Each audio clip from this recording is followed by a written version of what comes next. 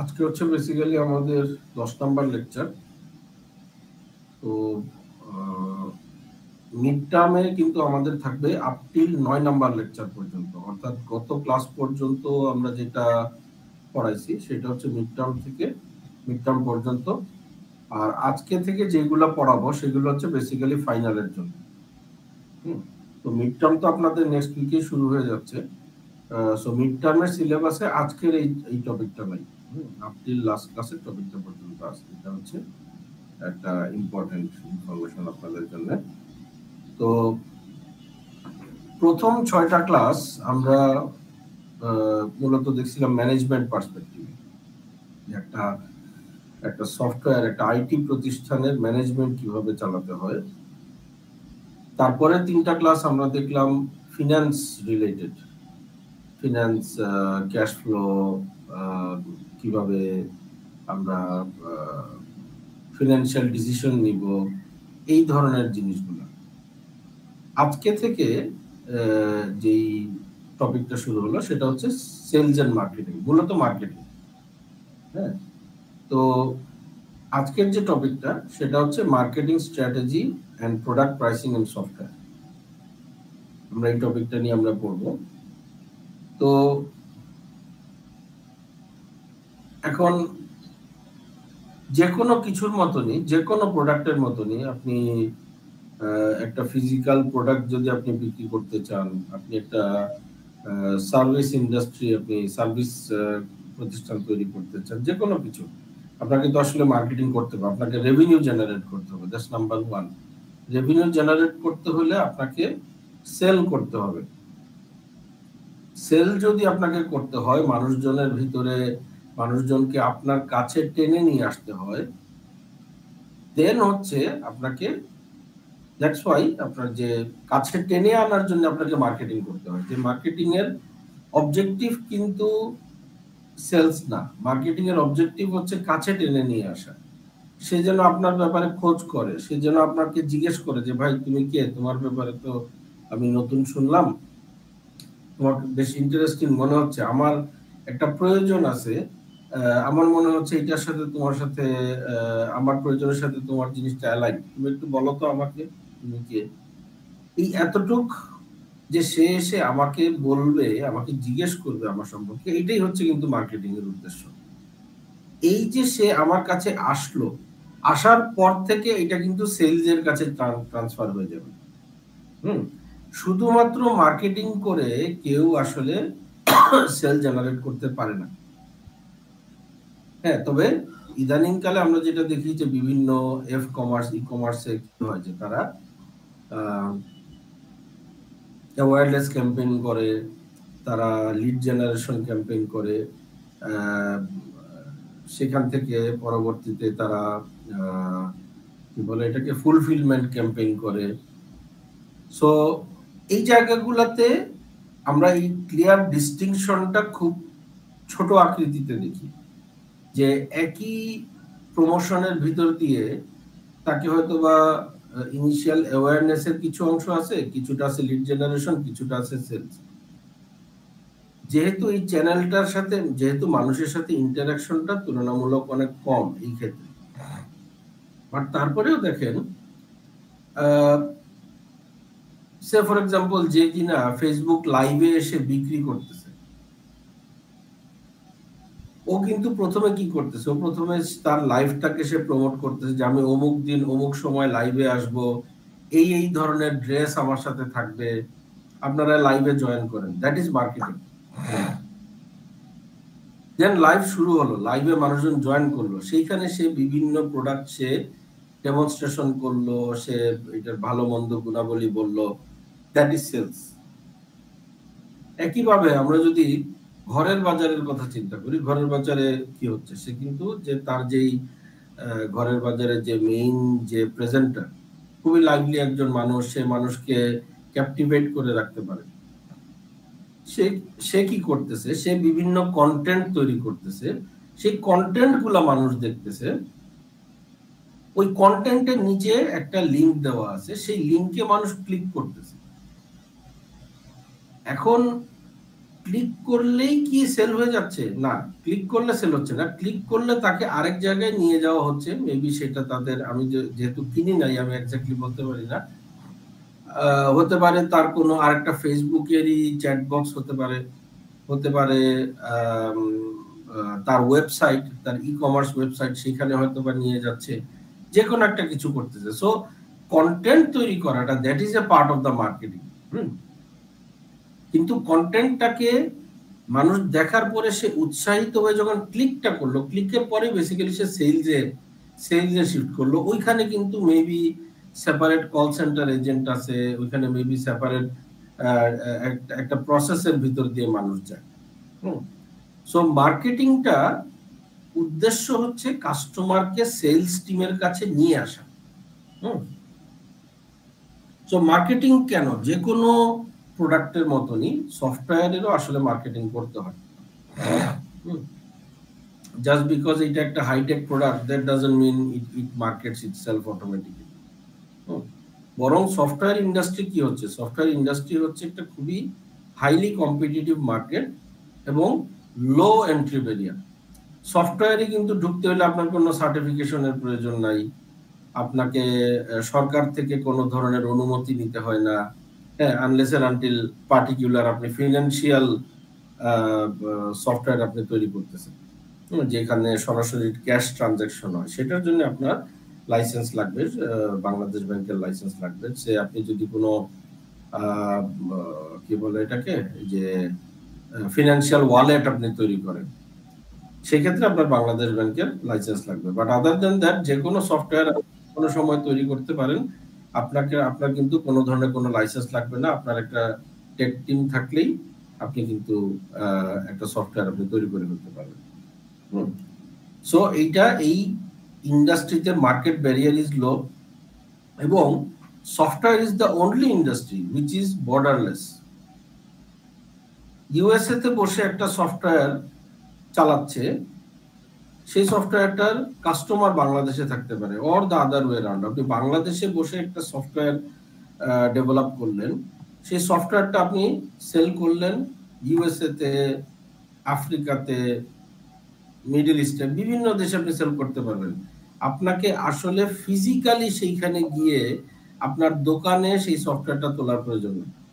That's why সারা দুনিয়া হচ্ছে একই সাথে আপনার কি বলবো, আপনি আপনার সফটওয়্যারের রেলেভেন্স অনুযায়ী সারা দুনিয়া ইজ ইয়োর পটেনশিয়াল মার্কেট, আবার সারা দুনিয়ার কম্পিটিটররাও ইয়োর পটেনশিয়াল কম্পিটিটর। সো এটা খুবই important, that's why it's a highly competitive market. এবং যেটা আমি এইমাত্র বললাম, যেহেতু সারা দুনিয়ার বিভিন্ন ধরনের সফটওয়্যার থেকে মানুষ বেছে নেওয়ার সুযোগ পাচ্ছে, so users have many other alternatives. এখন যখনই মানুষের হাতে আসলে অল্টারনেটিভ থাকে, তখনই কিন্তু আপনাকে মার্কেটিং বেশি করতে হয়, আপনাকে সেলসের জন্য বেশি এফোর্ট দিতে হয়।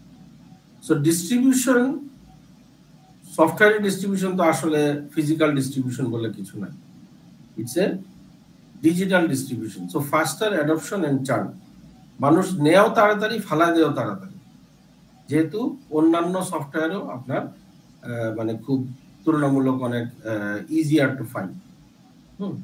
সো আমরা কিন্তু একটা গুগল করলেই বিভিন্ন ধরনের ওয়েবসাইটে চলে যাই, সেই ওয়েবসাইট থেকে রেলেভেন্ট সফটওয়্যার যদি ভালো লাগে, অথবা আমরা বিভিন্ন হচ্ছে ওই যে ওপেন প্ল্যাটফর্মে চলে যাই, যেখানে সফটওয়্যার একদম বিভিন্ন ধরনের সফটওয়্যার সাজানো আছে, আমি জাস্ট আমার নিজের মতন গিয়ে আমি ক্লিক করব, টাকা দিব, টাকা দিয়ে ক্লিক করে আমি ডাউনলোড করে আমি ব্যবহার করব। হ্যাঁ, সো খুবই ইজি। এখন core elements of software marketing strategy, সবচাইতে প্রথমে হচ্ছে ডিফাইনিং টার্গেট ইউজার্স। প্রতিটা সফটওয়্যারের কিন্তু এক একটা টার্গেট মার্কেট আছে।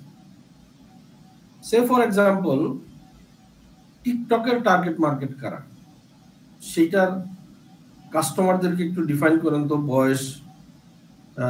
বয়স, ইন্টারেস্ট, লোকালিটি, এগুলো একটু চিন্তা করে।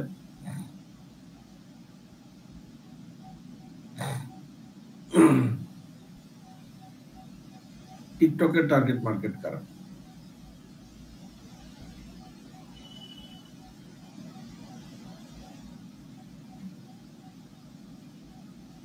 চিন্তা করে আমাকে একটু বলেন। স্যার ম্যাক্সিমাম বেকার ছেলেপুলেরা। এটা বাংলাদেশের জন্য মেবি ওকে, বাট আপনি বেকার আছে, ঠিক আছে ধরলাম, তার বয়স কত, সে কোথায় থাকে? স্যার পোলাপান যারা আমাদের মতো বাচ্চা কাচ্চা। যে বয়সের রেঞ্জটা কিরকম হইতে পারে তাহলে? স্যার এখন তো ইয়ার্স। হ্যাঁ রেঞ্জটা বলেন স্যার 4 to 20 এরকম। এখন তো খুব বাচ্চারা বেশি করে আরো। হ্যাঁ মানে ধরেন 10-12 বছর থেকে 25 বছর পর্যন্ত। ওরা কোথায় থাকে? গ্রামে ম্যাক্সিমাম। বেশিরভাগই গ্রামে থাকে যদি আমি বাংলাদেশের পার্সপেক্টিভে চিন্তা করি। হ্যাঁ বেশিরভাগই গ্রামে। কি করতেছে? মিনিংফুল তেমন কিছু হয়তো বা করতেছে না। তো তার ইন্টারেস্ট কোথায়? কি নিয়ে সে ইন্টারেস্টেড? স্যার ফেম আর টাকা পয়সা। ফেম, রাইট, ফেম টাকা পয়সা এগুলোতে ইন্টারেস্ট। প্র্যাকটিক্যালি আমরা যদি বাংলাদেশের টিকটক ইউজারের গ্রুপটার দিকে তাকাই, আমরা একটা জিনিস দেখবো যে they want to become something. Their current life is maybe some sort of meaningless, they want to become something. এবং এখান থেকে তারা কিছু হয়তো বা স্পেশালি টিকটক ইনফ্লুয়েন্সার যারা, আমরা সো কল্ড ইনফ্লুয়েন্সার যাদেরকে দেখতেছি, তারা কিন্তু আসলে মেবি সমাজের খুব একটা আপার শ্রেণীর মানুষ, অ্যাটলিস্ট আমরা চোখের সামনে যেটা আছে। আমি টিকটক ব্যবহার করি না, সো আমি ওইভাবে আসলে বলতে পারতেছি না। সো আপনি এইটা যদি টিকটকের ডিফাইনিং টার্গেট ইউজার হয়, তাহলে ফেসবুকের টার্গেট ইউজার কারা? খুবই কাছাকাছি তো। জি স্যার। কিরকম? ওইটা তো সব বয়সের মানে মানুষ চালায়, মানে একটা কমিউনিকেশনের জন্য। এইটা কিন্তু অল্প বয়সের না, এটার রেঞ্জটা অনেক বড়।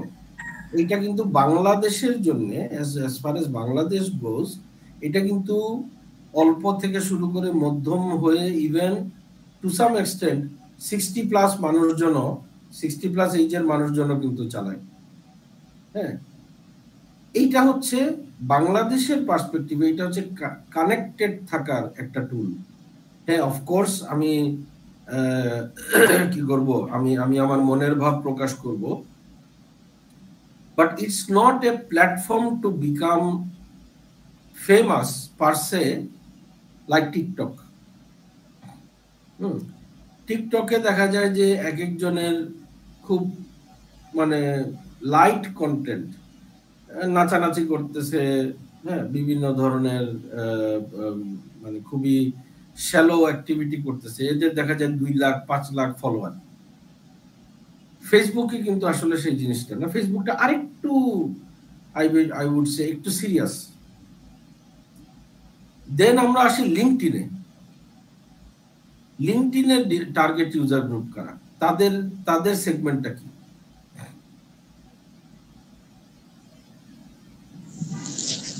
যারা স্যার জব খুঁজতেছে, কোম্পানি, মানে ওটা স্যার একটা সিরিয়াস ফ্রেশার থেকে শুরু হয় স্যার ম্যাক্সিমামই। মানে আমি যদি ওইভাবে চিন্তা করি, it's a group of professionals. G sir. এবং এখানের কন্টেন্ট শেয়ারিং গুলাও কিন্তু তুলনামূলক একটু কনজারভেটিভ। এখানে আমি আসলে নাচানাচির ভিডিও আমি দেই না। এখানে আমি আমার ব্যক্তিগত কি বলবো ভালো লাগা না লাগার জিনিস আসলে দেই না। এখানে আমি দেই আমার পার্টিকুলার প্রফেশনাল ম্যাটার নিয়ে, বিভিন্ন দেশের ওভারঅল পরিস্থিতি নিয়ে আমরা হয়তো আমাদের ওপিনিয়নটা আমরা এখানে দিই। So it's a much more matured একটা crowd, supposedly much more mature. যদিও অনেকে আবার এখন ফেসবুক আর লিঙ্কডইনের মধ্যে একটু গুলায় ফেলতেছেন, ওনারা লিঙ্কডইনে খুব রেগুলার বেসিসে সেলফি দেন, এই ধরনের জিনিসপত্র। তো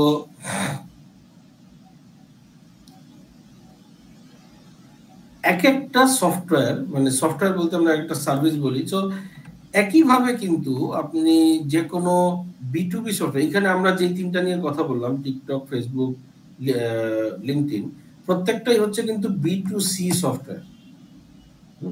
এরকম কিন্তু B2B সফটওয়্যার আছে, বিজনেস টু বিজনেস, সেলসফোর্স আছে। আমি যে আমার যে কোম্পানিটা সক্রিয় হচ্ছে B2B। আমারও কিন্তু সার্টেন টার্গেট ইউজার আছে, টার্গেট মার্কেট আছে। আমি তাকে ডিটারমাইন করে আগে ফার্স্ট অফ অল সেই সেগমেন্ট কারা সেইটাকে বুঝে দেন আমার মার্কেটিং স্ট্র্যাটেজিটা আমাকে সাজাইতে হবে। তো সবচাইতে প্রথমে আসতেছে হচ্ছে ডিফাইনিং টার্গেট ইউজার্স। সেকেন্ড যেটা, এই যে এই টার্গেট ইউজারের কাছে আমি নিজেকে কিভাবে পজিশন করব, আমি কিভাবে ডিফারেন্সিয়েট করব আমাকে, সো এই পজিশনিংটা কিভাবে, সে ফর এক্সাম্পল টিকটকের পজিশনিং কি আর লিঙ্কডইনের পজিশনিং কি, একটু চিন্তা করেন তো ইউজার গ্রুপের মাথায়। সে কেন টিকটকে ঢুকবে, বা টিকটক এসে কেন বলতেছে তাকে যে তুমি আমাকে ব্যবহার করো, লিঙ্কডইন এসে তার গ্রুপকে কেন বলতেছে যে তুমি আমাকে ব্যবহার করো, কি তার পজিশনিংটা কি to the user group? TikTok sir শুধুমাত্র এন্টারটেইনমেন্ট পারপাসে সময় কাটানোর জন্য, সেই জন্য। আর লিঙ্কডইন সিরিয়াস কাজকর্মের জন্য, প্রফেশনাল কাজকর্মের জন্য, যে যখন কোনো কিছু প্রফেশনাল কিছুই করতে হবে, চাকরি বাকরি খোঁজা হোক, হায়ার করা হোক, হায়ার হওয়ার জন্য হোক, ওসবের জন্য। টিকটকে স্যার এমনি স্যার এই তো টাইম অনেক আমার, একটু যা স্ক্রল করে আসি। Exactly. So TikTok is more of fun, whereas LinkedIn is more of serious business. LinkedIn is more about profession. LinkedIn is more about career. হ্যাঁ, সো দেখেন দুইটাই কিন্তু সোশ্যাল মিডিয়া, দুইটাতে হয়তোবা একই মানুষ আছে।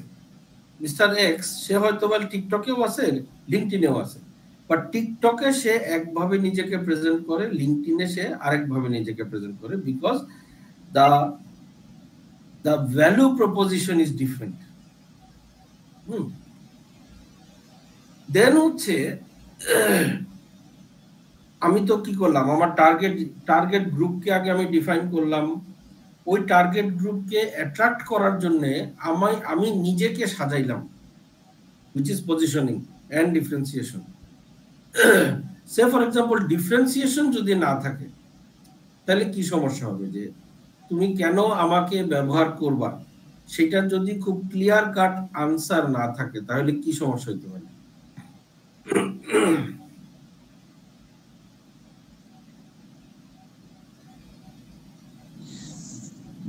প্ল্যাটফর্মটা একটু মানে প্ল্যাটফর্মটা কেমন একটা হয়ে যাবে না, যে সব ধরনের মানুষ সব ধরনের জিনিসপত্র এক্সপেক্ট করতেছে। ট্রু, এটার কোনো এক্সাম্পল দিতে পারেন যে ডিফারেন্সিয়েশন করতে পারে নাই দেখে সে ফেল করে গেছে?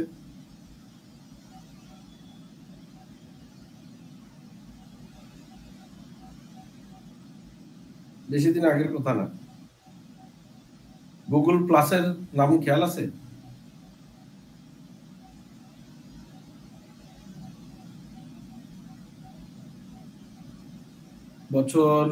বছর 5 আগে মনে আসছিল গুগল প্লাস। সে আসছিল বেসিক্যালি ফেসবুকের সাথে কম্পিট করতে, বাট গুগল প্লাস একদমই কোনো কি বলবো, একদমই কোনো সাড়া পায় নাই। আমরাও জানি না, মানে at least আমি তো জানতাম না। আচ্ছা, সো গুগল প্লাস কি হইলো, গুগল প্লাস প্র্যাকটিক্যালি সে কোনো ডিফারেন্সিয়েশন ক্রিয়েট করতে পারে না, যে সে যে ফিচারগুলো নিয়ে আসছে ওইটা অলরেডি ফেসবুকে আছে। এখন মানুষের কিন্তু এত টাইম নাই যে একই প্ল্যাটফর্ম, মানে একই ব্যক্তি দুইটা প্ল্যাটফর্ম সে মেনটেন করে সে একই ধরনের জিনিস কমিউনিকেট করবে to the same group of people. আমার যে বন্ধুটা অলরেডি ফেসবুকে আছে, সেও যদি গুগল প্লাসে ঢুকে এবং আমি আমার একই তথ্য ফেসবুকে দিলাম, গুগল প্লাসে দিলাম, ও দুই জায়গাতে আমাকে রেসপন্ড করলো, তো কি লাভ? এবং I am already spending enough time in social media that I believe that I should reduce. সেখানে আরেকজন এসে বলতেছে, দেখো ফেসবুকের সাথে আমার কোনো তফাৎ নাই, বাট আমি যেহেতু গুগল প্লাস, তুমি আমার এখানে অ্যাকাউন্ট খোলো। এবং ইভেনচুয়ালি এই গুগল প্লাস কিন্তু ফেল করে যায়। মেবি এটা টেকনোলজিক্যালি মোর অ্যাডভান্স ছিল, মেবি, বাট যেহেতু সে ডিফারেন্সিয়েশন তৈরি করতে পারে নাই, সে আসলে মার্কেটে ট্র্যাকশন পায় না। সো ডিফারেন্সিয়েশন, যে you have to have your own set of value proposition to your target users. কেন সে আরেকটা প্ল্যাটফর্ম ব্যবহার না করে সে আপনারটা করবে? কেন সে আরেকটা প্ল্যাটফর্মকে ছেড়ে দিয়ে আপনারটা করবে? তো এইখানে স্পেশালি B2C সেগমেন্টে একটা কথা চালু আছে, এটা হচ্ছে উইনার টেকস ইট অল। এখানে সেকেন্ড প্লেয়ার, থার্ড প্লেয়ার বলে কিছু নাই B2C-তে সাধারণত, মানে B2C-র এই ধরনের প্ল্যাটফর্মে। সে কথা ফেসবুক, যে ফেসবুক ব্যবহার করে, ও কিন্তু ফেসবুকের মতন সেকেন্ড আর কোনটা ব্যবহার করবে না, যেটা কিন্তু গুগল প্লাস দিয়ে সেটা প্রমাণিত হয়ে গেছে। কিন্তু ফেসবুকে যার অ্যাকাউন্ট আছে, মেবি তার টিকটকেও একটা অ্যাকাউন্ট থাকতে পারে, তার ইনস্টাগ্রামে আরেকটা অ্যাকাউন্ট থাকতে পারে, তার লিঙ্কডইনে আরেকটা অ্যাকাউন্ট থাকতে পারে, বিকজ এই প্ল্যাটফর্মগুলা সেপারেট ভ্যালু প্রপোজিশন দিচ্ছে। বাংলাদেশে আপনাদের যে এইজ গ্রুপ, আপনাদের যে সার্কেল, আপনাদের ইনস্টাগ্রামের অ্যাকাউন্ট কয়জনের আছে? সবারই কি ইনস্টাগ্রামের অ্যাকাউন্ট আছে? মোটামুটি স্যার আছে, সবারই ইনস্টাগ্রামে আছে।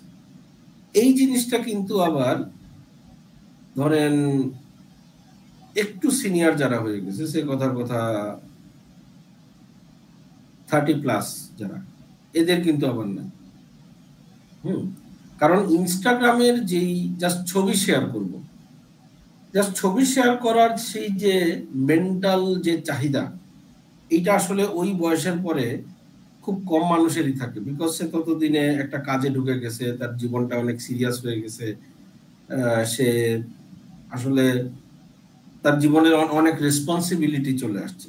ওর আসলে এত টাইম নেই বসে বসে খালি আমি ছবি শেয়ার করব আর মানুষ খালি লাইক দিবে, এটা ভাই আমি ফেসবুক দিয়েই হয়ে যাচ্ছে। তো এক একটা গ্রুপের কাছে তার এক একটা অ্যাপিল তৈরি হয়, সেই অ্যাপিলটা ওই পার্টিকুলার গ্রুপের কাছে নিয়ে যাইতে হয়। এখন যে নিয়ে যাওয়াটা কোন চ্যানেলের মাধ্যমে, that is the 3 number point, যে চুজিং দ্য রাইট চ্যানেল। এখন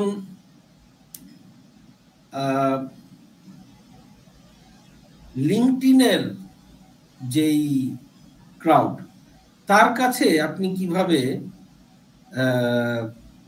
আপনার মার্কেটিং করবেন, আর টিকটকের যে ক্রাউড, তার কাছে আপনি কিভাবে মার্কেটিং করবেন, বা কিভাবে সফটওয়্যারটা ডাউনলোড লিংক পাঠাবেন উইথ প্রপার কন্টেন্ট, কিভাবে, কোথায় গেলে লিঙ্কডইনের গ্রুপের মানুষের কিটা বেশি পাওয়া যায়, টাচটা বেশি পাওয়া যায়, কোথায় গেলে টিকটকের গ্রুপের টাচ বেশি পাওয়া যায়?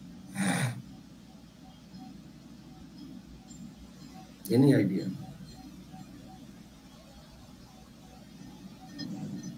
না স্যার, বলতে পারতেছি না। চিন্তা করেন যে সে ফর এক্সাম্পল ইউথ বেসড যে প্রোগ্রামগুলো, সেইগুলা বেশিরভাগ দেখেন এই যে টিকটক, ফেসবুক এরা কিন্তু প্রমোট করে বেশি, এরা বিভিন্ন ধরনের স্পন্সর করে। বাংলাদেশে হয় না, বাট দেশের বাইরে অনেক কিছু টিকটক, ফেসবুক এরা করে। কিন্তু লিঙ্কডইন কিন্তু দেখবেন এই জিনিসগুলা করে না। লিঙ্কডইন করে হচ্ছে ধরেন কোনো মার্কেটিং কনভেনশন, সেখানে হয়তো বা তারা তাদের কন্টেন্ট নিয়ে যায়। দেন হচ্ছে যেহেতু ফেসবুকে 2টা গ্রুপই আছে, ফেসবুকে তারা মার্কেটিং করে by defining the the target audience. Maybe LinkedIn যেই মার্কেটিংটা করে সেটা হয়তোবা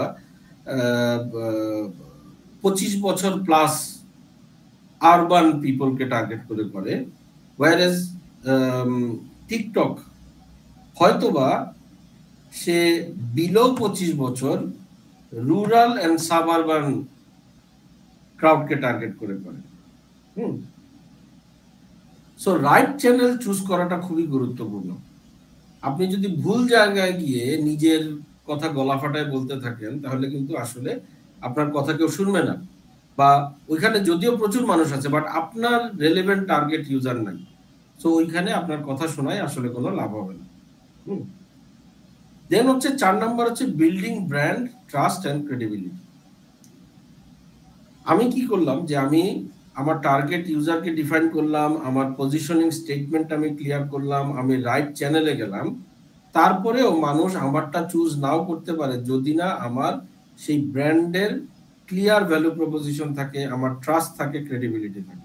সো ওই জিনিসটা আমাকে এনশিওর করতে হবে। এখন ফর এক্সাম্পল আমরা যদি টিকটক, লিঙ্কডইন, ফেসবুক যে চিন্তা করি, তারা অলরেডি তাদের ট্রাস্ট এবং ক্রেডিবিলিটি তারা ক্রিয়েট করে ফেলছে। দ্যাটস ওয়াই অন্য কেউ এসে তাদেরকে নাড়াইতে পারে না। যেটা সে কথা গুগল প্লাস যেটা ফেসবুকের পজিশনকে নাড়াইতে পারে নাই। ওকে,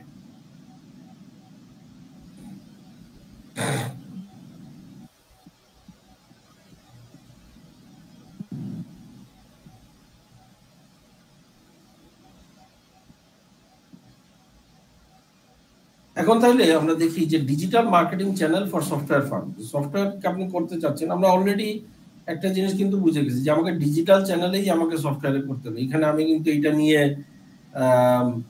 সে কথা আমি রাস্তার মোড়ে দাঁড়ায় ক্যানভাসিং করলে হবে না, বা আমি লিফলেট বিলি করলে আসলে সেই ইম্প্যাক্টটা আসবে না, কারণ ইটস এন অ্যাপ।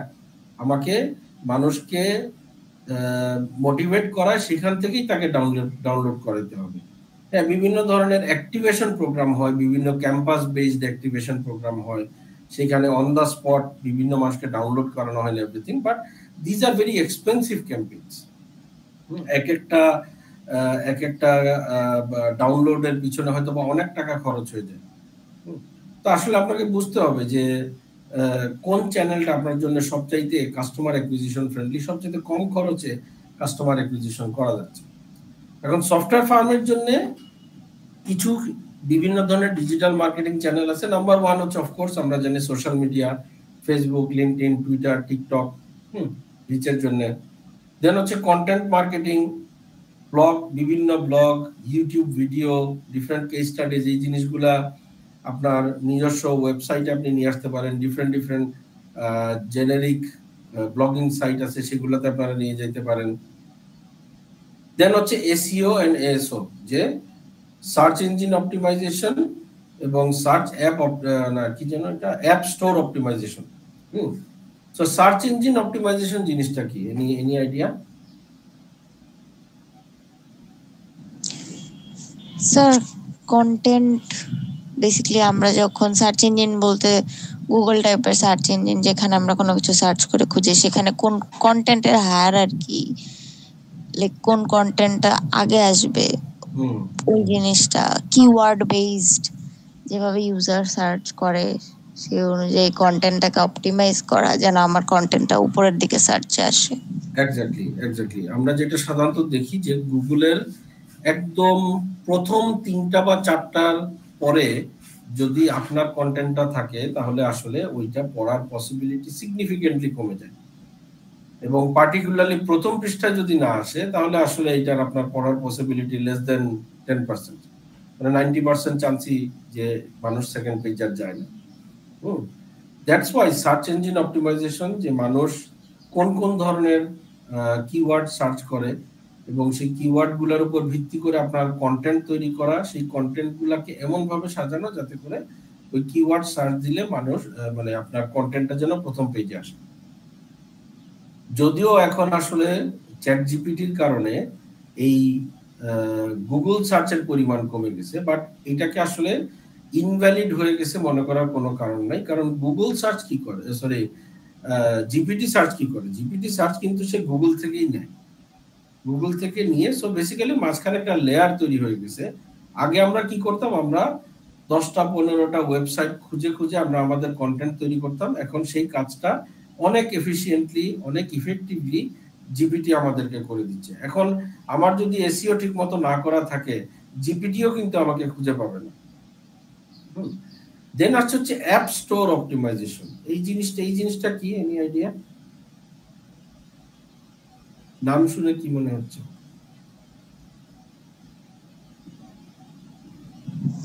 প্লে স্টোরের মতো প্ল্যাটফর্ম গুলাতে কিভাবে ওখানেও অ্যাপ আগে আসা পরে আসা। আমি গেমিং অ্যাপ, আমি কোনো একটা ধরেন ক্রিকেট গেম খুঁজতে যাচ্ছি, তখন ক্রিকেট গেম মতো অনেক আছে, সেখানে কোনটা আগে আসবে পরে আসবে এরকম কিছু।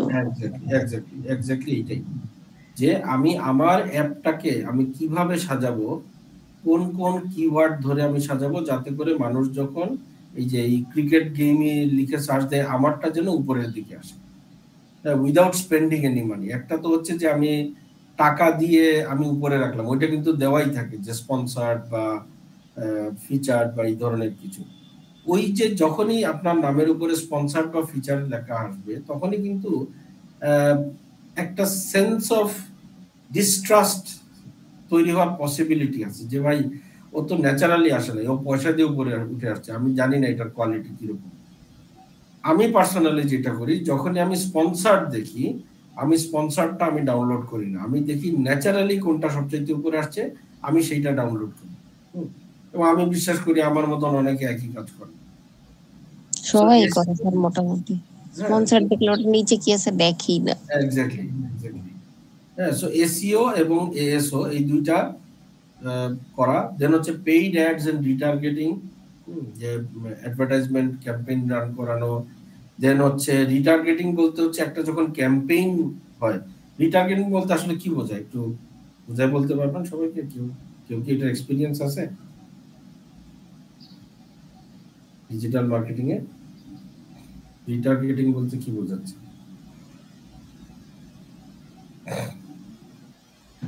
স্যার টার্গেট অডিয়েন্সদেরকে বেস করে নতুন কোন ক্যাম্পেইন বা লঞ্চ করা বিষয়। Very good. বা এই ধরনের একটা জিনিস হইতে পারে যে আমার হয়তোবা এর আগের কোন একটা ক্যাম্পেইনে আমি রান করছিলাম, সেই ক্যাম্পেইনে যারা যারা রেসপন্ড করছিল তাদেরকে নতুন করে আবার টার্গেট করে, বা তাদের সেই যে রেসপন্স যারা করছে তাদের একটা প্রোফাইল তৈরি করলাম, ওই প্রোফাইলের উপর ভিত্তি করে নতুন করে আবার আরেকটা টার্গেট করে সেই ক্যাম্পেইনটা করলাম। সে ওইখানে ওই পার্টিকুলার ক্যাম্পেইনে যারা রেসপন্স করছিল তাদের বেশিরভাগেরই বয়স হচ্ছে 20 থেকে 25-এর মধ্যে, তাদের বেশিরভাগই তারা আরবান। এটা ফেসবুক থেকে এই ধরনের একটা ডেটা আমি পাইলাম। দেন আমি যেটা করলাম যে ঠিক আছে, এই ধরনের প্রোডাক্টের জন্য এরা বেশি রেসপন্স করতেছে, আমি তাহলে নেক্সট যে সিমিলার যে ক্যাম্পেইনটা করব, আমি এই 20 থেকে 25 বছর আরবান ক্যাম্পেইনের আরবান মেইল তাদেরকে আমি টার্গেট করব। সো এটা হচ্ছে রিটার্গেটিং ক্যাম্পেইন। আবার আরেকটা হইতে পারে একটা সিরিজ অফ একই প্রোডাক্ট সেল করার। সে আমরা কিন্তু মাঝে মধ্যে দেখি যে প্রথমে যে ক্যাম্পেইনটা আসে সেইটাতে যারা রেসপন্ড করে, সে 100 জনের কাছে আপনার অ্যাডের যে ভিজুয়াল সেটা গেছে, 100 জন থেকে 10 জন সেটাতে ক্লিক করছে। নেক্সট যে ক্যাম্পেইনটা যাবে সেটা হচ্ছে শুধু ওই 10 জনের কাছে যাবে। ওই 10 জন থেকে দেখা গেল নেক্সট ক্যাম্পেইনে 10 জন থেকে 5 জন ক্লিক করছে।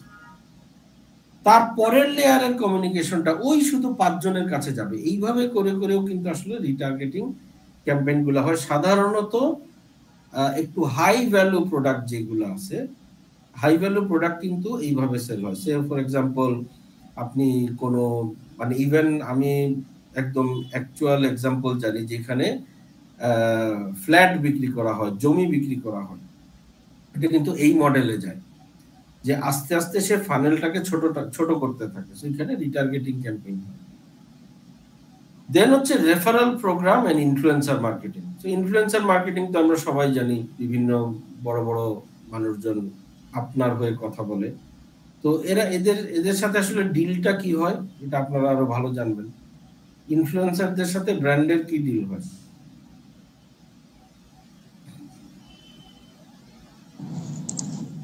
প্রমোট করে দিলে আমি একটা অ্যামাউন্ট অফ টাকা দিব, ব্র্যান্ড গুলো বলে, বা গিফট দিব, এই ধরনের। আরেকটা হইতে পারে তোমার কোড ব্যবহার করে যতজন ডাউনলোড করবে ততজনের জন্য তোমাকে আমি এত টাকা দিব।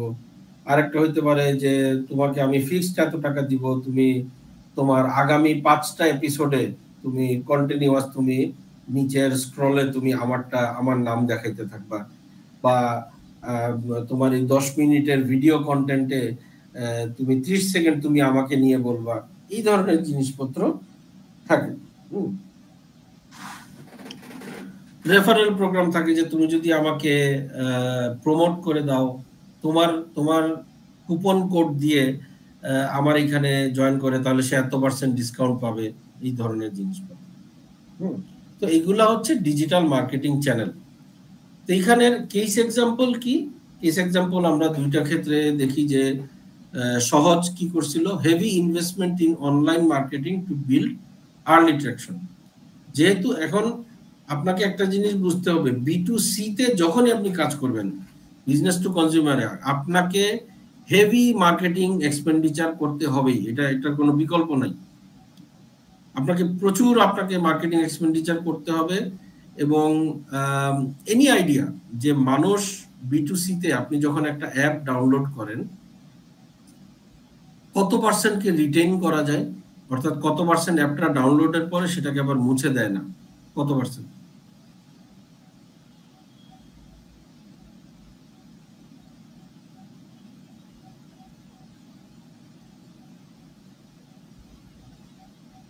Any idea? না স্যার, অ্যাপ ইউজ মানে অ্যাপের ইউজেজের উপর ডিপেন্ড করতেছে আসলে, যে অ্যাপটা কতটা ইউজফুল। অ্যাপটা ইউজফুল, এইটা নিয়ে ডিটেইল স্টাডি আছে। এটা আপনাদের নিজেদের ভালোর জন্য এটা আপনাদের পড়া উচিত। মোর দেন 90% মানুষ অ্যাপ ডাউনলোড করার 10 থেকে 15 মিনিটের মধ্যে আবার ডিলিট করে দেয়। এটা আপনি নিজে একটু চিন্তা করেন। আপনারা একটু দেখলেন কোন একটা অ্যাপের অ্যাডভার্টাইজমেন্ট দেখলেন, ক্লিক করলেন, ডাউনলোড করলেন, ডাউনলোড করার পরে আপনি একটু গো থ্রু করলেন, গো থ্রু করার পরে মনে হলো এটা আসলে আমার জন্য খুব বেশি রেলেভেন্ট মনে হচ্ছে না, বা এটার চেহারাটা আমার কাছে ভালো লাগতেছে না, বা এটা মনে করলেন এটা ঠিক আছে, এটা আমার ইউজ করা, বাট এটা আসলে আমার ফ্রিকোয়েন্ট ইউজ করার কোনো প্রয়োজন পড়বে না। আমরা তারপরে কি করি? আমরা কি এটা রেখে দেই নাকি আমরা জাস্ট ফেলে দিই? বেশিরভাগ ক্ষেত্রে কিন্তু আমরা ফেলে দিই। হ্যাঁ, তো মোর দেন 90% হচ্ছে চার্ন, এবং দ্যাটস নর্মাল। আমি যদি জাস্ট আপনাদেরকে ইনস্ট্যান্টলি আমি জিপিটি থেকে বলি যে চ্যাট একটা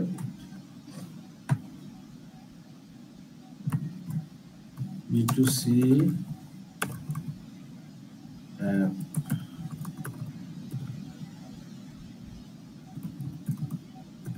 retention rate.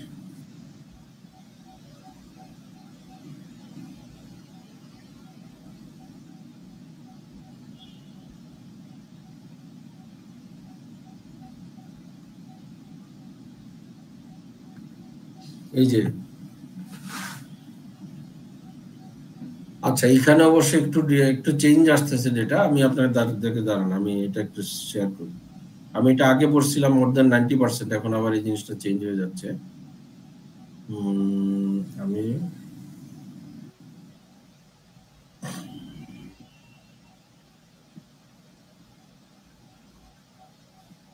এই যে দেখেন, ডে 1-এ এভারেজ রিটেনশন রেট হচ্ছে আপ টু 40%, তার মানে 60% মানুষ, ইটস নট 90%, 60% মানুষ ফেলে দিচ্ছে। 7 দিনের মাথাতে এই 40%-এরও হাফ ফেলে দেয়, 20% হয়ে যায়।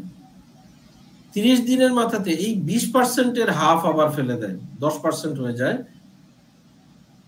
90 দিনের মাথাতে মাত্র 6% রিটেন করে, 2 থেকে 6%। আপনি যদি খুব ভালো পারফরমেন্স হয় only 2 to 6% রিটেনশন হবে। এখন এইটাকে আপনি কিভাবে আপনার পক্ষে নিয়ে আসতে পারেন, কিভাবে আপনি অন্তত 6% থাকতে পারেন? If you are at 6% you can consider yourself successful, যদি আপনি B2C অ্যাপ হন। তো এই জিনিসটা তাহলে কিসের উপরে ডিপেন্ড করে, কি মনে হয়? আপনি 6% থাকবেন না 2% থাকবেন নাকি কোথায় থাকবেন, এটা কিসের উপরে ডিপেন্ড করে?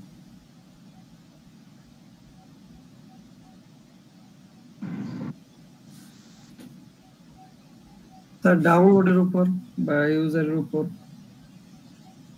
ডাউনলোড কিন্তু আপনি করাইতে পারবেন, আপনি পয়সা খরচ করাবেন, আপনি লিংক দিবেন, আপনি ভালো কন্টেন্ট দিবেন, ডাউনলোড হয়ে যাবে।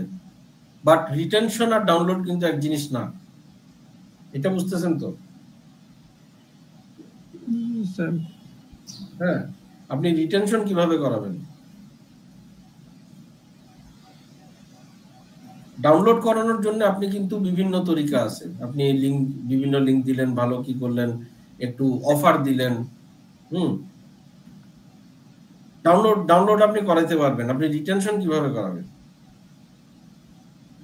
which maybe is not a part of marketing, maybe a part of product, but আপনি কোর জিনিসটা কি?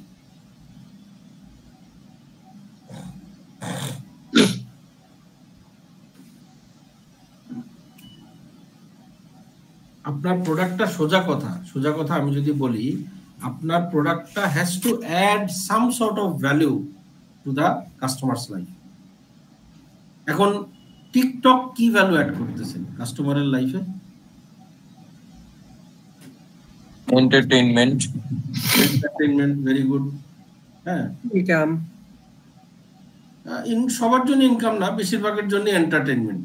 সে বসে বসে নাচ গান দেখে, তার ভালো লাগে, সে নিজেকে একটা সেলিব্রিটি হিসেবে তুলে ধরার একটা সুযোগ পায়। হ্যাঁ, লিঙ্কডইন কেন করে? বিকজ এইটা তার চাকরি পাইতে তাকে সহায়তা করতে পারে, বা তার ব্যবসায় তাকে সহায়তা করতে পারে, বা তার একটা প্রফেশনাল প্রোফাইল সে বিল্ড আপ করতে সহায়তা করতে পারে। সহজ কেন মানুষ ডাউনলোড করবে এবং রিটেইন করবে? সহজ।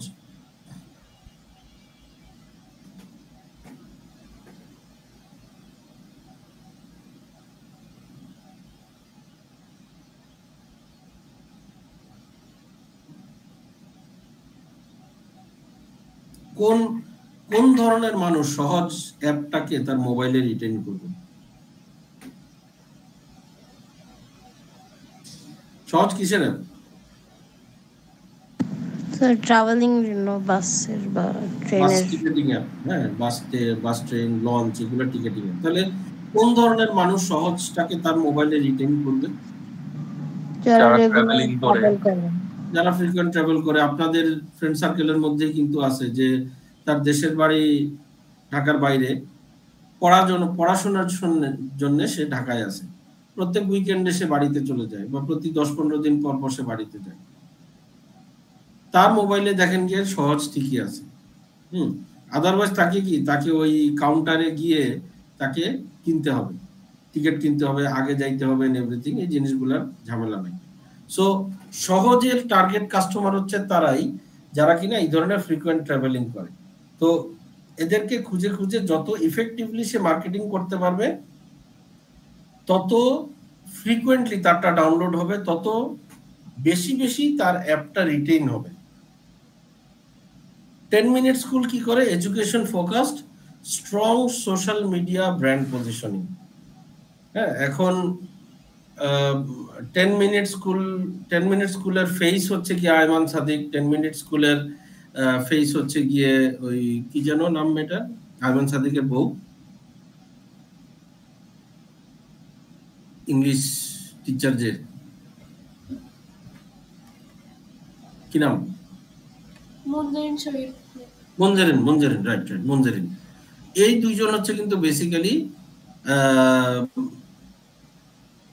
10 মিনিট স্কুলের তারা ফেস। তো ওরাই কিন্তু বারবার সামনে আসে। হ্যাঁ, ওরা বিভিন্ন ভাবে প্রমোট করে, বিভিন্ন রকমের, প্লাস হচ্ছে ওদের অন্যান্য যারা ইনস্ট্রাক্টর আছে তারাও আসে। সো এইটা হচ্ছে বাংলাদেশি কনটেক্সটে B2C অ্যাপ্লিকেশনের যদি আমি বলি, সেই ক্ষেত্রে B2C অ্যাপ্লিকেশনকে খুব সাকসেসফুলি মার্কেট করার এক্সাম্পল। এখন এত সময় পর্যন্ত আমরা দেখলাম মার্কেটিং, দেন আসছে হচ্ছে প্রাইসিং। এখন ফেসবুক তো আমাদের কাছ থেকে কোনো কিছু চার্জ করে না, তো ফেসবুক কিভাবে আমার কাছ থেকে ইনকাম করে, বা ফেসবুকের ইনকাম তাহলে কি? ডেটা নেওয়া, পার্সোনাল ডেটাটা, রাইট। ডেটা নিয়ে এই যে আমাদের কাছে বিভিন্ন ধরনের অ্যাডভার্টাইজমেন্ট আসে, সেটা হচ্ছে ফেসবুক ওইখান থেকে সে কালেক্ট করে, ওইখান থেকে সে টাকা কামায়। সো আমরা কিন্তু না বুঝে হইলেও তাকে কিন্তু আমরা কি দিই, রেভিনিউ জেনারেট করা দিই। এনি আইডিয়া বাংলাদেশ থেকে প্রতি মাসে ফেসবুকে কত ডলারের বা কত টাকার অ্যাডভার্টাইজমেন্ট যায় শুধু বাংলাদেশ থেকে প্রতি মাসে? Any idea?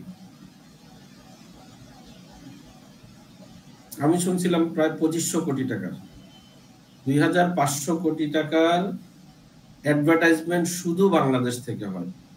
চিন্তা করছেন কি জিনিস? তাহলে ইন্ডিয়া থেকে কত হয় আপনি চিন্তা করেন, অন্যান্য দেশ থেকে কত হয়, বাংলাদেশ তো কিছুই না। সো যখনই দেখবেন ফ্রি অ্যাপ্লিকেশন, বুঝবেন যে সে আপনার কোনো না কোনো তথ্য কিছু না কিছু নিয়ে সে ব্যবসা করতেছে। ওয়ারেস বিভিন্ন ধরনের অ্যাপ্লিকেশন আছে যেটা আপনাকে টাকা দিয়ে নিতে হয়, আপনাকে সাবস্ক্রিপশন পারচেজ করতে হয়। সো সফটওয়্যারের জন্য এটা ক্রিটিক্যাল কেন? এটা হচ্ছে direct impact on adoption rate and survival. মানে আমাদের দেশে আপনারা চিন্তা করেন, পয়সা চাইলেই কিন্তু সেই সফটওয়্যার আর মানুষ নেয় না, কারণ আমাদের মেন্টালিটিতে হয়ে গেছে আমরা ফ্রি সফটওয়্যার ব্যবহার করি। এটা সম্ভবত ইন্ডিয়াতেও একই জিনিস। আমরা কিন্তু পয়সা দিয়ে সাবস্ক্রিপশন মেনটেন করে আমরা সফটওয়্যার মানে মেনটেন করি না। B2C পার্টিকুলারলি, B2B তে এখন এন্টারপ্রাইজ সফটওয়্যার পয়সা দিয়ে নিতে হয়, উইচ ইজ সোশ্যালি অ্যাকসেপ্টেড। তো আমরা এই ক্ষেত্রে আমরা B2C এর কথা যদি আমরা ভুলে যাই, যেই সফটওয়্যারগুলো আমরা ফ্রি ব্যবহার করি, ফ্রির সাথে তো আসলে প্রাইসিং এর কোনো সম্পর্ক নেই। কিন্তু আপনারা কি এরকম কোনো সফটওয়্যার ব্যবহার করেন যেটার জন্য আপনাকে প্রতি মাসে আপনি টাকা দেন? স্যার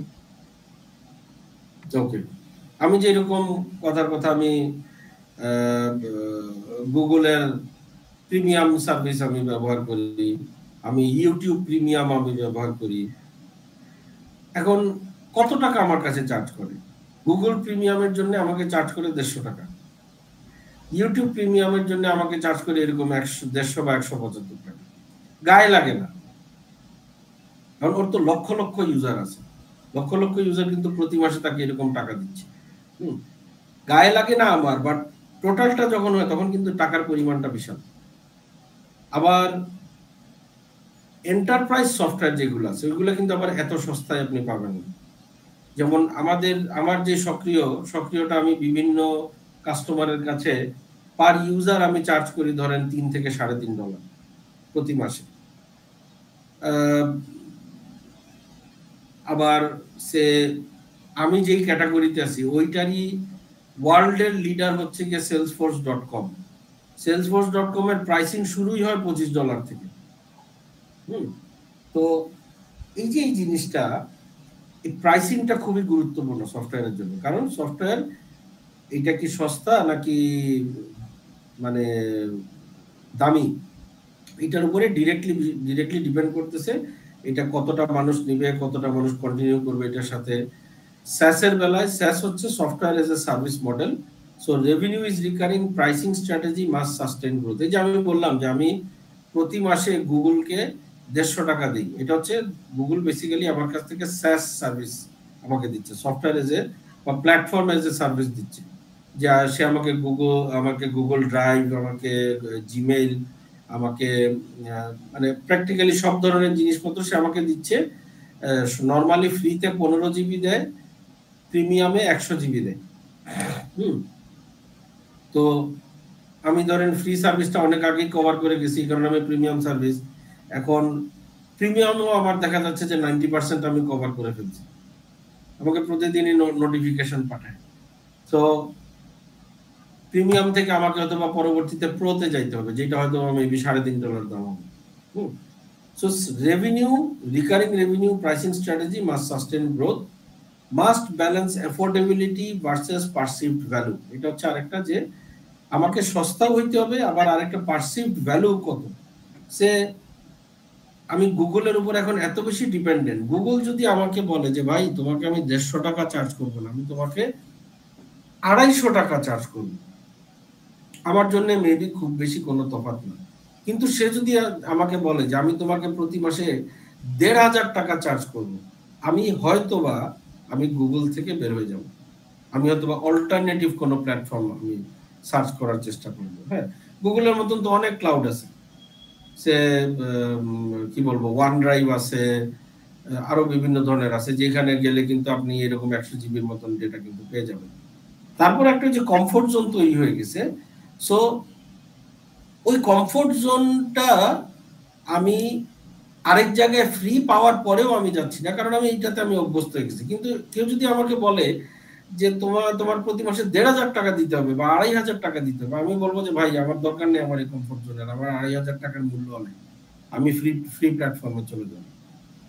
সো কতটুক পর্যন্ত চার্জ করবে, যেটা চার্জ করলে মানুষ তার সেই বাঁধনটা ছিঁড়ে যাবে না, ওইটা কোম্পানিগুলোকে বুঝতে পারতে হবে। এটা যদি না বুঝে, সে যদি নিজের ভ্যালু সম্পর্কে একটা ভুল ধারণা তৈরি করে যে হ্যাঁ আমি 1,500 টাকা করে চার্জ করলেও মানুষ থাকবে, তাহলে হয়তোবা সে is in for a good surprise. আচ্ছা, সো সফটওয়্যার প্রাইসিং মডেলের কিছু কমন কিছু টাইপ আছে। প্রথমটা হচ্ছে ফ্রিমিয়াম, যেটা সে গুগল যেটা করে যে প্রথমে আপনি ইউজ করেন up till 15 GB free, 15 GB cross করলে তারপরে আপনাকে অফার দিবে যে ভাই তোমার তো 15 জিবি ক্রস করে যাচ্ছে, তুমি যদি তোমার সব ডেটা তুমি যদি রেখে সামনের দিকে আগাইতে চাও, তুমি কিসে যাও, প্রিমিয়াম সার্ভিসটাতে যাও। প্রিমিয়াম সার্ভিস কত, তোমাকে প্রতি মাসে $1.5 করে চার্জ হবে বা $1 করে চার্জ হবে, এই ধরনের একটা। সো এটা হচ্ছে প্রিমিয়াম মডেল। দেন আসছে হচ্ছে subscription model, just like Netflix. নেটফ্লিক্সে আমরা কি করি, প্রতি মাসে আমরা তাকে একটা টাকা দিই, আমরা ঢুকে তার এখানে একটা পুল অফ 2,000-2,500 মুভিজ আছে, সেই মুভিজের যে কোনোটা আমরা দেখতে পারি, এটা হচ্ছে সাবস্ক্রিপশন মডেল। দেন আসছে হচ্ছে পে পার ইউজ। এখন নেটফ্লিক্সই যদি সাবস্ক্রিপশন মডেল না রেখে সে যদি বলতো যে ঠিক আছে তুমি আমার এখানে ঢুকো, আমার এটা ঢুকতে তোমার কোনো টাকা লাগবে না, কিন্তু তুমি ঢুকে তুমি প্রতিটা মুভি দেখার জন্য তুমি আমাকে $1 করে দিতে হবে, দেন এটা হয়ে যেত পে পার ইউজ। যেখানে সাবস্ক্রিপশন মডেলে আপনি কিন্তু আনলিমিটেড মুভি দেখতে পারতেছেন, একটা ফুল পুল থেকে কথার কথা 2,000, 2,500, 5,000 মুভির ভিতর থেকে আপনি যেটা ইচ্ছা আপনি দেখতে পারতেছেন। পেপার ইউজে আপনাকে পার মুভির জন্য আপনাকে পেমেন্ট করতে হতো। সো এটা হচ্ছে পেপার ইউজ মডেল। এটা বর্তমানে যেরকম সে কথা AWS, Amazon web service. Mobile data আপনি যতটুক, যদি আপনি পেপার ইউজে থাকেন, আপনি যতটুকু ব্যবহার করবেন তত এমবির জন্য আপনি টাকা দিবেন। AWS এর মডেলটাই এরকম যে ওর আসলে ফিক্সড প্রাইস নাই, আপনি ঢুকবেন, যতটুক ব্যবহার করবেন ততটুকের জন্য আপনি টাকা দিবেন। দেন 4 নম্বরে আসছে হচ্ছে tiered pricing, packages for different segments. সে 3 ধরনের প্যাকেজ। সে আমার যে সফটওয়্যার সক্রিয় DMS, এইটাতেই 3 ধরনের আছে, বেসিক, রেগুলার, অ্যাডভান্সড। সো বেসিকের দাম হচ্ছে $3, রেগুলার হচ্ছে $4, অ্যাডভান্সড হচ্ছে $5।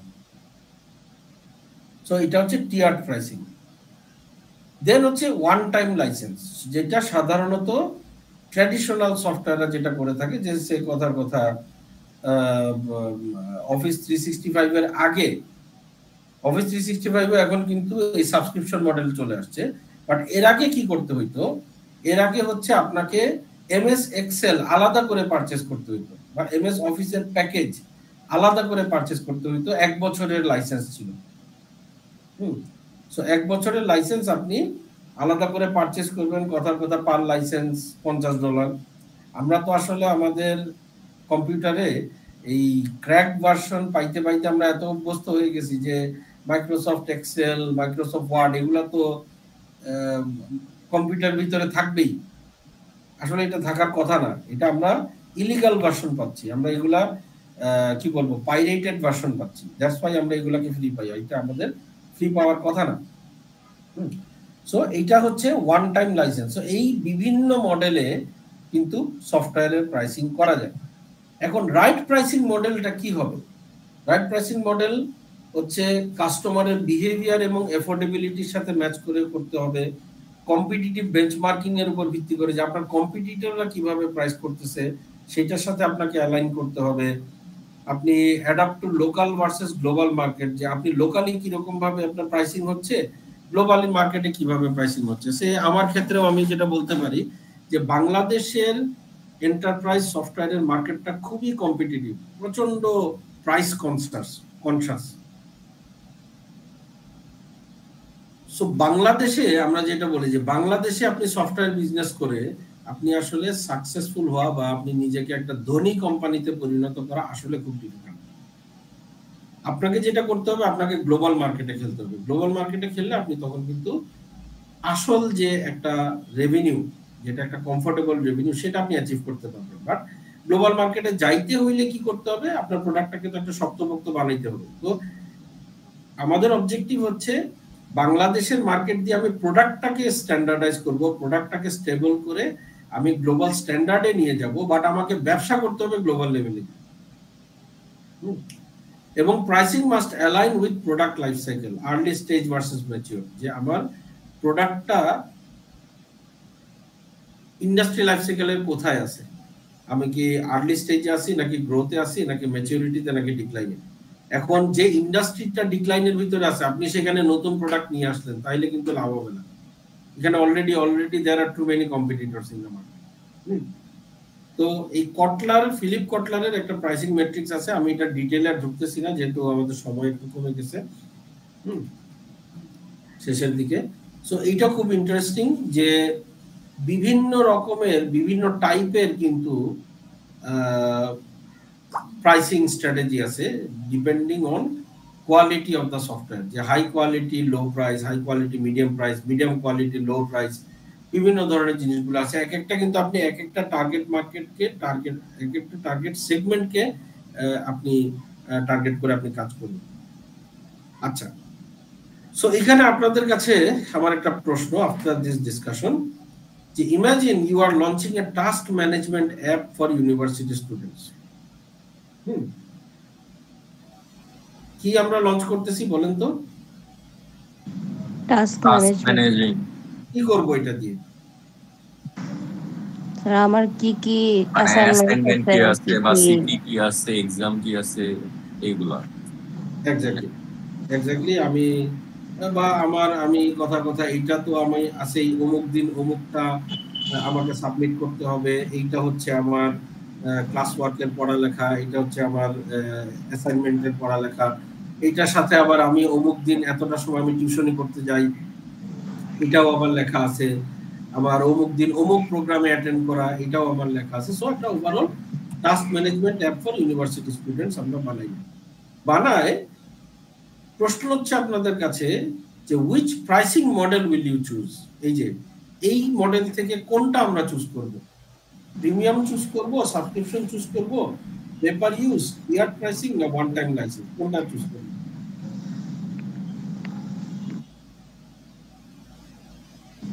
Sir premium. Very good. কেন, লজিকটা কি?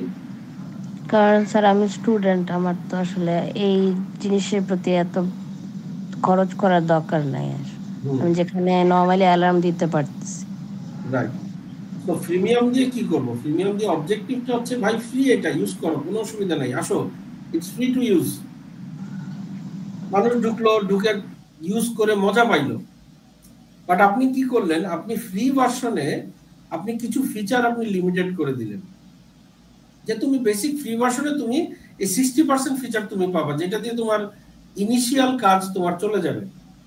বাট যেই মানুষটা ইউজ করে মজা পেয়ে গেল, সেইটাতে ডিপেন্ডেন্ট হয়ে গেল, সে দেখলো যে ঠিক আছে আমি মাত্র প্রতি মাসে আমি যদি কথার কথা 50 টাকা দিই, প্রতি মাসে আমি 100 টাকা দিই, যেটা আসলে গায়ে লাগে না, প্রতি মাসে আমি 100 টাকা দিলে আমি এই এই ফিচারগুলো পেয়ে যাচ্ছি যেটাতে আমার লাইফটা অনেক ইজিয়ার হয়ে যাবে, তখন কিন্তু আপনার প্রিমিয়াম থেকে তখন প্রিমিয়াম ফিচারগুলো সেল হওয়া শুরু করবে। তো এটা very good. So which pricing model will you choose? Why will students pay or not pay? কি মনে হয় কি হইলে স্টুডেন্ট আসলে পে করবে, আর কি হইলে কোন ফিলিং থেকে আসলে তারা সামনে আগাবে, কি মনে হয়? Sir budget friendly subscription option যদি থাকে, যেটা মনে করেন 100 টাকার কম বা কম অ্যামাউন্টে হইলে হয়তো বা পে করতে পারে। এক্স্যাক্টলি, মানে তার গায়ে লাগতেছে না জিনিসটা করতে, কিন্তু তার লাইফে ভ্যালু অ্যাড করতেছে। সে দেখলো যে যে ভ্যালুটা অ্যাড হচ্ছে সেইটার তুলনায় আসলে এটার যে দাম সেটা কিছুই না। এই যে ফিলিংটা, এই ফিলিংটা তার ভিতরে নিয়ে আসতে হবে। নিয়ে আসলে তারপরে বেসিক্যালি আপনার কিন্তু তখন আপনার মানে ইয়োর গেম ইজ অন। আপনাকে তখন চিন্তা করতে হবে যে সোজা কথা আপনার ডাউনলোড হইছে সে বাংলাদেশে একটা পার্টিকুলার, সে এই 2025 এর এই মুহূর্তে প্রাইভেট ইউনিভার্সিটি স্টুডেন্টস বা প্রাইভেট পাবলিক মিলায় টোটাল স্টুডেন্টের সংখ্যা কত, এনি আইডিয়া? আমি জানি না।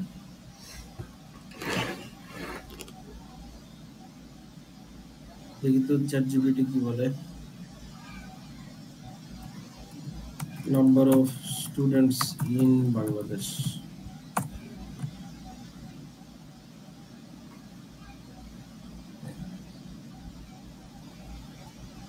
পোস্ট প্রাইমারি কাউন্ট হচ্ছে 1,92,00,000।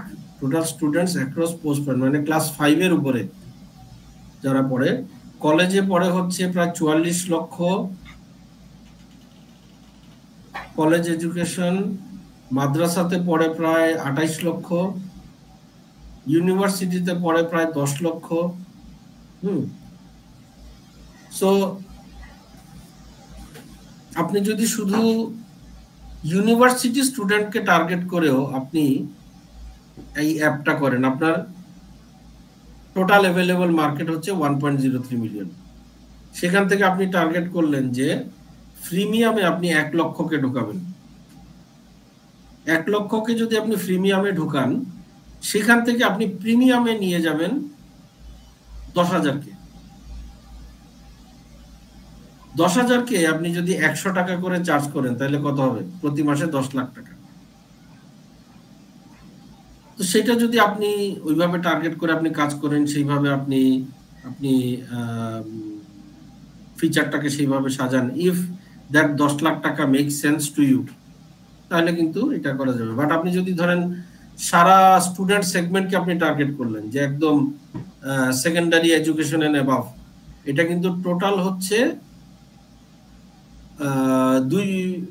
2 কোটি স্টুডেন্ট। তো 2 কোটি স্টুডেন্টের কি হচ্ছে গিয়ে 10% হচ্ছে 20 লাখ। হ্যাঁ, 2 কোটি স্টুডেন্ট হচ্ছে 20 লাখ, সেইটার 10% হচ্ছে গিয়ে 2 লাখ। তো 2 লাখকে আপনি যদি 100 টাকা করে নিতে পারেন, সেটা কিন্তু প্রতি মাসে 20 লাখ টাকা। তো ওইভাবে আপনি একটু চিন্তা করেন যে আপনি তার জন্য কি করবেন, কি করলে সে আপনাকে প্রথমে প্রিমিয়ামে আসবে, ফ্রি ভার্সনে আসবে, তারপরে সেটাকে আপনি প্রিমিয়ামে নেবেন, কি করলে আসলে সে আসবে, এই জিনিসগুলো আপনাকে চিন্তা করতে হবে। আচ্ছা, সো সামারিটা কি? সোফার আমরা যা ডিসকাস করলাম সেটার সামারি হচ্ছে market strategy is about knowing your users and positioning effectively. এটা খুবই ইম্পর্টেন্ট যে আপনি কাকে কি সার্ভিস দিচ্ছেন সেটা আপনার কাছে ক্লিয়ার থাকতে হবে। আপনার কাছে যদি ক্লিয়ার না থাকে যে আসলে আপনি হোয়াট ইউ স্ট্যান্ড ফর, তাহলে কিন্তু আসলে আপনি না ঘরকা না ঘাটকা, আপনি কোথায় নিজেকে পজিশন করবেন সেটা আপনিও জানেন না, তাইলে তো আসলে আপনার বিজনেস হবে না। দ্বিতীয় যেটা দেখলাম সেটা হচ্ছে ডিজিটাল ফার্স্ট চ্যানেলস আর কি ফর সফটওয়্যার স্টার্টআপস।